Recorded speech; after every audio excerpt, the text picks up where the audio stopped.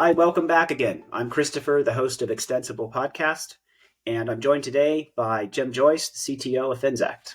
Thanks for being here, Jim. Thanks for having me. Well, you are one of the original founders of Finxact, and I know just because I've been working with you for nearly 5 years and know a lot about your history. You've been working in financial technology, lots of different places in the world, coming at this from lots of different angles. I think you deserve a lot of credit for just giving the whole industry a helpful nudge in the direction of modernity as it pertains to, helping compute advance the whole customer experience in banking. So we all appreciate that. But take a second and talk to us about how you got here now, because it's quite a trajectory, very impressive. You can give us the Cliff Notes version if you wish. Sure. But Yeah, thanks. Actually, this week it's 30 years that I've been in core banking. So, wow. So I started in 1993 working at Sanchez with Sanchez Profile core banking system. Frank and Michael Sanchez company they had started back in the 80s. But even prior to that, I actually got into banking so I could work at Sanchez. So I took a job as a teller to learn, anything I could about banking to get experience there. And I also worked in a lending company, got some experience there. So it was really a goal of mine to get into banking technology. So I did that and started off in this business supporting customers, mostly in Europe. And so I did some phone support for a while. And then I got a chance to work directly with customers that were installing the banking system, doing conversions over weekends and, work through a number of different countries, Portugal, Central Europe, Czech Republic, and actually with the ING brand all over Europe and many other countries. I did get an opportunity to come back to the United States and get more focused on technology. And so that kind of took me more in a direction where I am today, where I was focused on building, productivity tools and things that the application developers were using to build the core banking system. So gained a lot of perspective there on what it takes to actually have an engineering team put together something that's running at scale in production in many, many countries. And that product's still, running out there today. I got an opportunity to work as a kind of a user of core banking technology. And I worked with Arkady Coleman, who was the CEO of ING Direct. And he and Frank Sanchez had started a bank in the United States and Canada called Zen Banks. And I led the engineering teams and technology teams and got to experience what my users have to deal with on a day-to-day basis, that their life is, learn that their life is about more than the core, that they have a lot of other technology problems they want to solve. And so worrying about what the core is doing, how it's performing, how it's behaving should be the least of their worries. And that's really, I think, informed a lot of, the work that I've done since I've joined Finxact, which I did back in 2017 as a co-founder with Frank and Michael and number of other folks. And, that's what I've been doing ever since. Frank Sanchez, that familiar name. I'm trying to remember from where but no, joking aside, you've really been along with Frank for pretty much the entirety of that career that you described. Yeah. Is that? I mean, when I started, he didn't know who I was. I was like the, 120th person there at that company, and he was CEO. But over those years, I got a chance to, work with him a little bit and learn from him. And over time, just had a lot of interesting technology challenges that we like to approach together and have worked on. That kind of led to where we are today. Yeah, I'm going to take it just an opportunity, shameless plug for Finxact, because I think it's something that distinguishes us in our space, in our category. We have a lot of, super smart engineers and product folks and people that came from companies like Google and Apple and other places, and that's helpful. But core banking, it's very much a specialization, and having the kind of people that we do at Finxact, and you're a shining example of that have been doing this for 30 years and understand at such a deep level how a core platform should behave and how it should evolve, given all of the things that are evolving around it. Helps us a lot. I just wanted to get that in because it's a competitive advantage for us. Mm-hmm. Yeah, I think so too. So I'm going to just a quick summary of what we're going to be talking about today, just for the viewer. So over the next short while, the way I would think about it is this is a moment in time. And that's why for me, this is a really exciting podcast. But we are reporting out on the moment that I think a lot of folks, maybe yourself included, were wondering if it was going to arrive. And that specifically, I'm referring to the point where cloud native, horizontally scaled platforms were able to meet and beat the long-standing benchmarks for TPS specifically that the mainframes had established and had defended really well for the past 30 years. Mm-hmm. And I think I've said before, we've seen the financial services industry and banks specifically, they certainly have to a degree embraced the cloud, but it's been mostly on the periphery, the productivity applications, things like that. And they've realized a lot of efficiencies doing that. But the last thing that they wanted to, that they were still clinging to were the core workloads. And I think that was a real blocker until they were convinced that these next-gen platforms could play on that level. It was hard for them to make that change. And we're here today to talk about how Finxact just went past that. So really exciting. I guess a question just to you before we get started is, you've seen this from every angle for a number of years. Were you convinced we would get here? Oh, yeah, absolutely. Just there was never a doubt. I mean, that was part of the original design intent. So no, it's no surprise. I think the timing of it is appropriate for, the market that we're going after. But no, never had a doubt. Well, the confidence that you had and that Frank had is certainly something that helped me get on board almost 5 years ago myself. It's funny, even going back that far, I remember at every opportunity, Frank is talking about the 3 S's to us and why they were so important and to our company, to our customers. Just quickly, what were they for our audience? And then we're going to drill down specifically into one of them today. Yeah, the 3 S's are security, stability, and scalability. And pretty much in that order, and that's why performance for us is really the focus today. But without security, banks are not even going to show up. Without stability, they're not going to stick around. This is like the killer feature for a banking system, is that it just works. It doesn't matter whether fancy features you put into it. If it's not stable, it's a non-starter. And then scalability is really building on those 2 foundations and being able to scale to the highest volumes, not just because some of the largest banks out there need it, but even small banks need that. It's an economy of scale.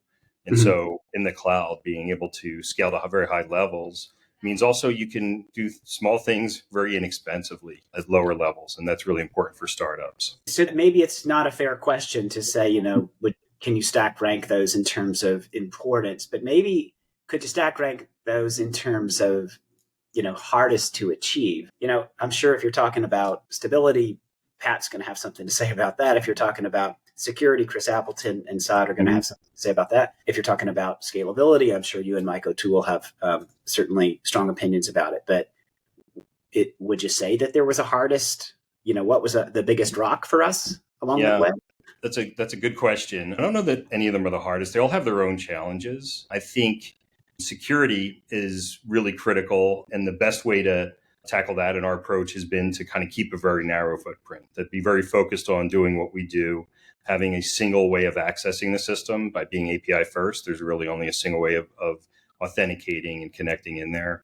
And, being able to stay focused like that is a challenge, but ultimately those types of things. And security also requires a lot of organizational awareness. So from a technology perspective, there's a lot of security focus, but also from an organizational and employee perspective, that's something that just requires a lot of education and awareness and training. And it was been important for us from the very beginning. I think for stability, that's, really an area of just engineering excellence and teams really spending the time upfront on good design, which is the best way to avoid any types of issues that could introduce stability. But then also following through, where we did have issues that somehow made it out to the system and in the wild, to be able to make our customers whole as quickly as possible, learn from those things, make the changes necessary in engineering, and to move on to the next thing, which really kind of led us to the ability to focus on scalability. So knowing that the system is running as it's designed, that it's secure, now let's get it to the highest levels that we possibly can. And that's a continuous effort, but also I think really rooted in some of the original design. And that's, I think, the key. If you don't start off with a design that's going to scale, you're never going to be able to fine tune it later to get it there. Yeah, that's well articulated. I think those 3 things, they have to progress and mature and succeed in tandem, or you're going to let the clients down. So we are here today to talk about benchmark performance, how we're doing there. But before we get into that, I think it's interesting, and maybe you could give me your opinion on this. Like, what put Finxact in a position to have to do this kind of stuff, to have to meet, these incredibly high, sky high requirements as they pertain to performance and scalability?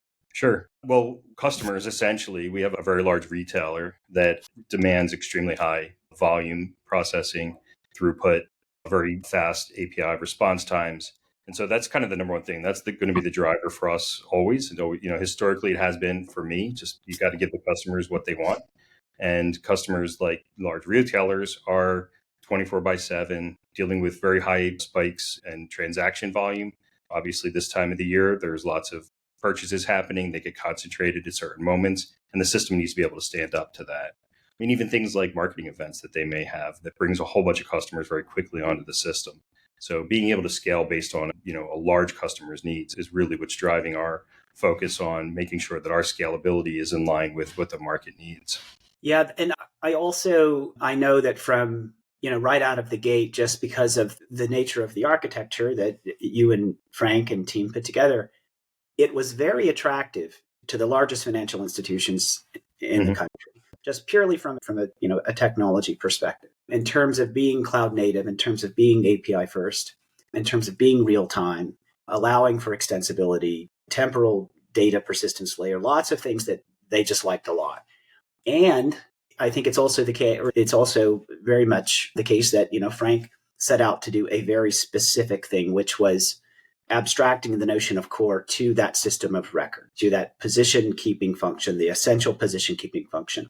So all the positions for the bank, whether deposits, loans, CDs, lines of credit, mortgage, whatever, their behaviors, the transaction engine that has to handle that very, very high velocity, moving those balances up and down, but not all the rest, right? Not the ecosystem. We didn't set out to build, whether it was mobile, teller, fraud, all of the rest of the things that many of the banks need. But the largest of the financial institutions seem to look at Finxact and say, that's the kernel of what I need.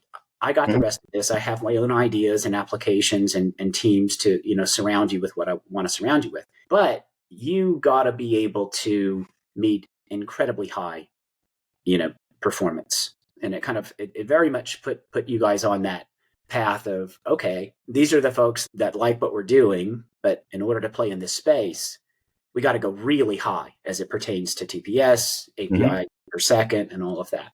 I thought that was an interesting sort of byproduct of what you produced. And then what's been extremely helpful is, and just being very frank about it, those were the early years. And I can appreciate how a very large tier one financial institution would look at, a very sophisticated modern technology like Finxact and want it, but have some concerns about Finxact being, a tiny, talented technology company. So fast forward a few years, Fiserv acquires Finxact, April of 2022, and that is suddenly a very powerful combination and value proposition. So it's been tremendously helpful just to shore up confidence on that very top end. That, they're going to continue to invest in us. And our better together story is pretty tough to beat.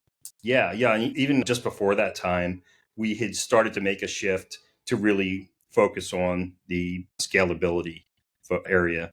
And Mike O'Toole actually built an entire performance engineering team focused just that. And after 4 years of engineering and building based on a very solid design, we had a ton of functionality, a ton of features. And so in order for us to be confident that every feature in the system was going to perform at scale, we felt that it was critical for us to have a team that was testing all aspects of the system at scale as well. So we built that performance team last year. They continue to work to this day, and the numbers that we're about to publish are from the benchmark test that they've just most recently performed. So I think that's been really critical for us, not just relying on the original designs, but also fine tuning things as we learn about deployment in the cloud, about how different challenges that you have with latency across availability zones inside of a region. These types of things are things that you don't necessarily see as clear on paper, but once you start to see the results, that gives you opportunities to make some fine-tuning changes and apply those and really get the numbers that we're seeing today. Yeah, I have had two thoughts about your last two comments, maybe just in order, because I think it's really interesting, and maybe some of our viewers noted the same. I was asking you, what put Finxact in this position to have to meet these, exceedingly high watermarks as they pertain to performance. And your first response was about a retailer, and it does happen to be the largest retailer in the country, if not the world. Mm-hmm. And obviously, Finxact is a platform for the, as well for the largest financial institutions to run enterprise commercial banking. But that you first started in the direction of retail is it's important. And I think, and the reason I'm sort of double clicking into that is because what folks need to understand about Finxact is that it is a platform for the business of banking, fintech, and embedded finance. And we are seeing some huge examples of embedded finance and companies like the one that you're referring to that are using the Finxact platform to discreetly embed banking functionality into their customer journey. They already got customers on file. They have repeat spend, affinity, whatever you want to call it. And they have a super customer experience, but they also have an opportunity that they're starting to identify to make that a deeper relationship by introducing an appropriate banking product into that journey. So I thought that was interesting. And then your second comment that you were making, it's not, Michael Toole saw it years ago. It's like scalability is not just going to sort of naturally advance along with product and all the things that Deb and Amanda are doing. It is a discrete effort. It required a performance team that you guys assembled, got into Jax, had a mandate to focus on that and to get us to this point. Doesn't happen without that. So, all right, well, that's a helpful buildup, but let's talk now about what did we just do? Maybe describe the methodology for our benchmark performance testing. Everything from the environments to what were we testing against, the account volumes, the mixes of those accounts, whether it's TPS, API, both. I would just give our viewers a heads up that we have a detailed white paper that's coming out this week that takes the reader through this in great detail and reports on all of those results. So that'll be exciting. I think it's going to be read by a lot of people that are interested in the topic, but if you'll take us through it. Yeah, sure. The top level numbers are measurements of APIs per second and transactions per second. And those are really what's critical for our customers to understand the types of things that they can do. I think historically, my experience in core banking has really been focused around transactions per second, financial transactions per second. That's what cores are. Their primary responsibility is to be able to post as many transactions as possible that allows the bank to perform either back office type batch type of posting or online activity. And so for us, focusing on that was part of the original design, is a key part of it. And the numbers that we're seeing for that is over 23,000 transactions per second, which is a phenomenal rate. And that this is at our sustained levels. And then for APIs per second, we're seeing as high as 51,000 APIs per second. And the reason we kind of spread the work around is, transactions per second are really critical if your system is batch and you don't have any kind of online activity concurrent with it. But in the modern world, when somebody has a transaction coming in, for instance, their paycheck, they get a notification right away. They go online, they look at their balance to make sure that the money's in their account for real. They may even post a transfer or move some into savings. So things don't really happen in isolation. So testing transactions in isolation doesn't really tell you how the system is going to perform once it's actually out there in the wild. And with eventing and streams, there's just so much more that happens as part of a transaction. The fraud analytics, the reporting, and just that customer notification. So for us, APIs per second is equally important as financial transactions per second. That's really going to give a holistic user experience, based on the core's ability to kind of get to those levels.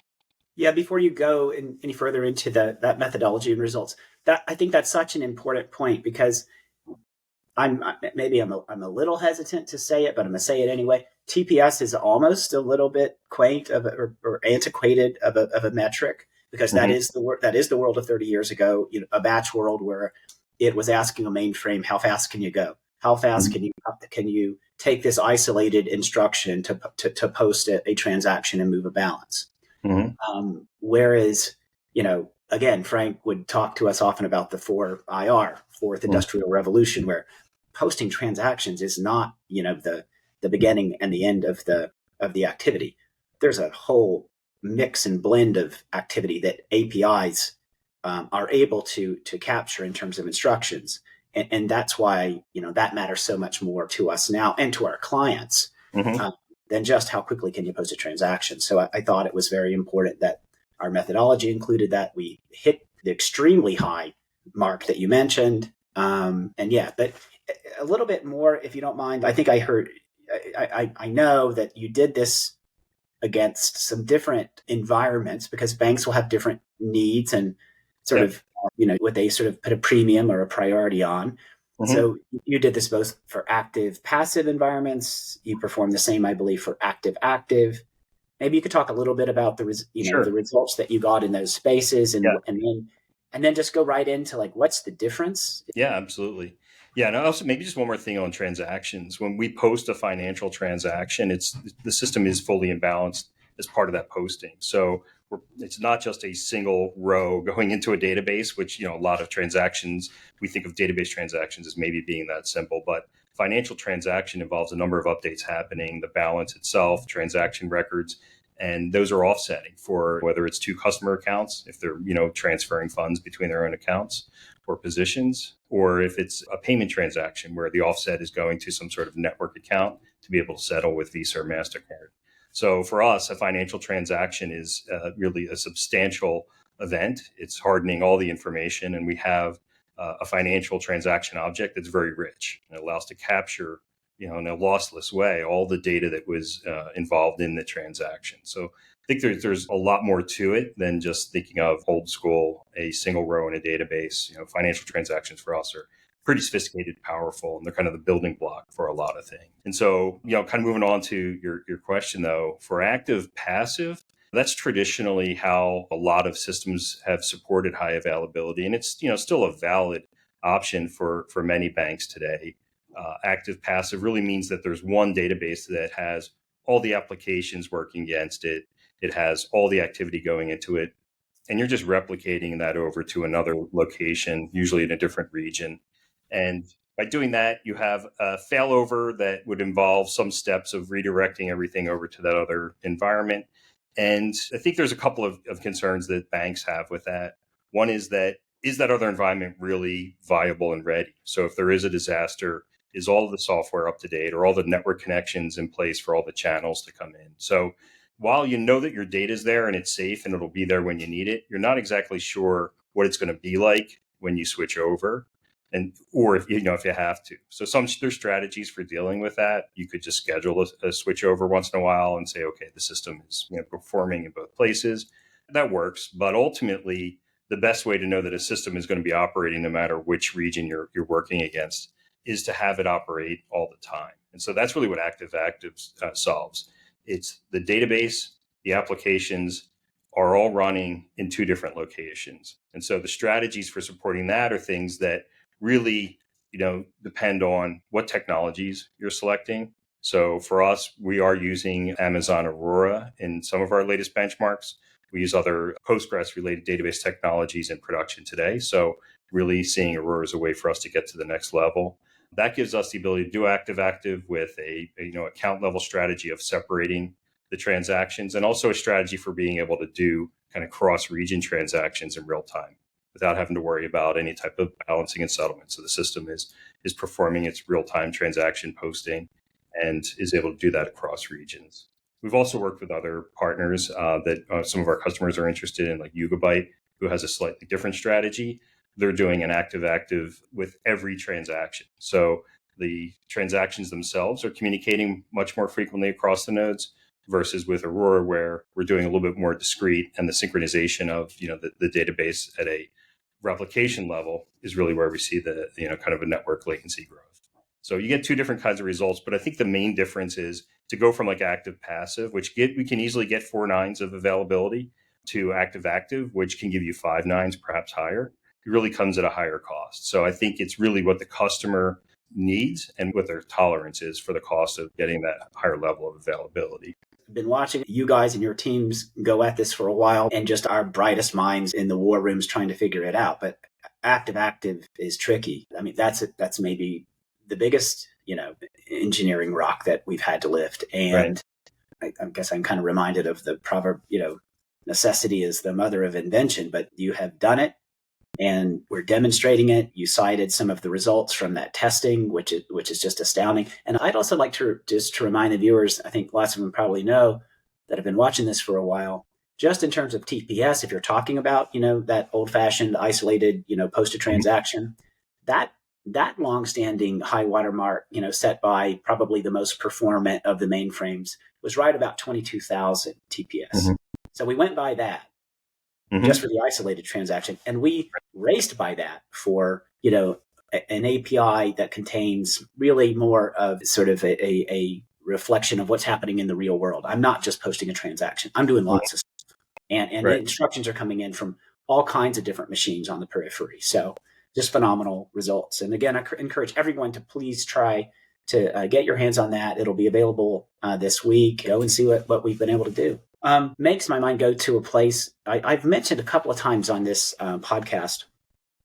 Maybe it's like a personal just nit I have, but I've heard the word or the term cloud native get tossed around a little too liberally, quite frankly, by competitors who just want to be in category. And I've also said, at least in my opinion, you want to be in the next gen category. There are some table stake things that you should have done, and if you didn't, you're just not in category. And minimally, I would say real-time API first and cloud native. And I could go on and tick off 4 or 5 more that Finxact has done, but if you haven't done those things, you're not in category.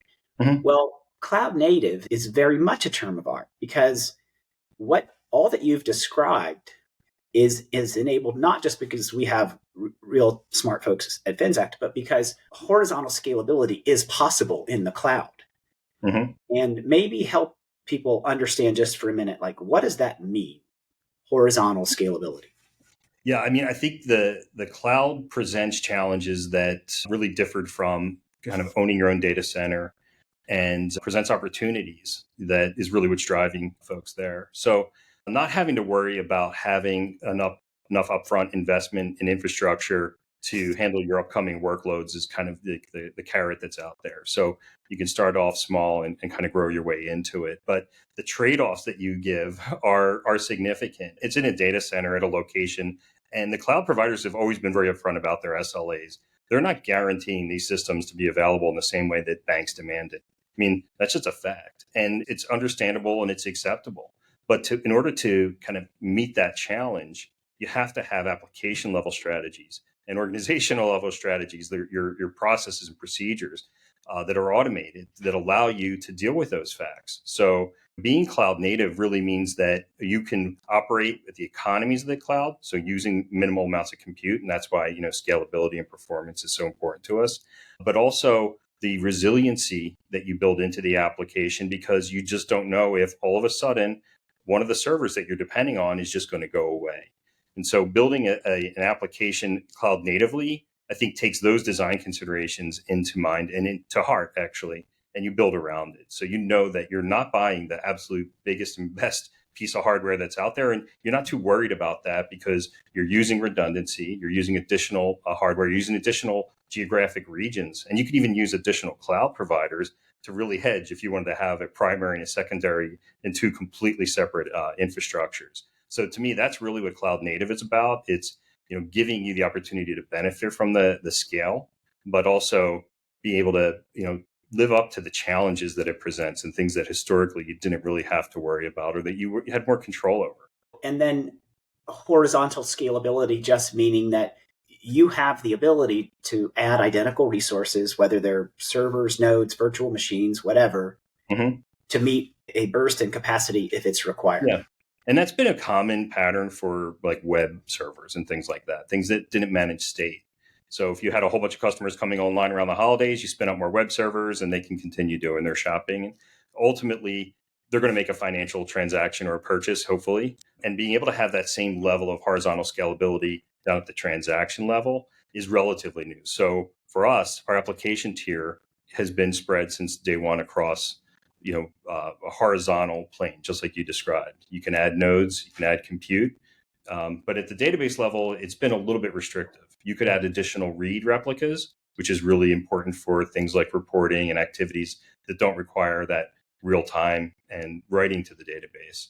But for us, now that we have the ability to do things in an active environment, we have the ability to do horizontal scaling at the database level for real. And that actually is really powerful. Not only does it give you that higher level of availability, but it also allows you to improve the throughput of the system, distribute it even geographically if that's appropriate. So if you did have a national bank that was spanning multiple time zones and you wanted to really move specific customers into a specific location because you could control the traffic flowing into that. That's one way of not only creating resiliency, so you could fail over to one of the other regions, but also higher throughput and better experience because you have less latency, less distance for a transaction to travel from the consumer. So I have to imagine that, as we said a little earlier, you guys did get to a point in time when you realized that this particular S, our holy S, scalability, required a lot of organization alignment around it. And so the performance teams that you've assembled, you and Mike O'Toole and others, and the results that you're getting, but it's probably, I'm guessing, not, a one and done. So what's next? How does this continue into the future? Maybe a few closing remarks on that. Yeah, sure. No, it's a continuous improvement. Organizationally, we're introducing new patterns that will help our application developers work at a higher scale at all different types of interactions. As we work with other traditional banks and traditional financial technology companies, there's a greater need for us to interact with them at a batch level. And so being able to do those types of interactions, the market still requires it, even though we can do everything straight through in real time. We can emit things in streams. That doesn't mean that everybody we want to interact with, every business or every, there's payment systems that require batch files. There's industry standards that move customer data around. These are all batches. So we're building new patterns and technology to help our application development teams build the most efficient mechanisms for dealing with some of these more traditional integrations, which we've done this already historically with things like ACH and check processing. But as we go into bigger markets and new markets in the United States, we see that need is really a common requirement. And making sure that we're able to do those out of the gate at the highest scale is really critical. Well, it's been just delightful having you on. I appreciate it. I'll say it's very gratifying just to hear you report out on these results. I think it's going to be the same for many of our clients and prospects who have been watching very closely for this moment in time, as I said. But thanks for being here. It's been a lot of fun. We'll be talking soon. Okay, thank you.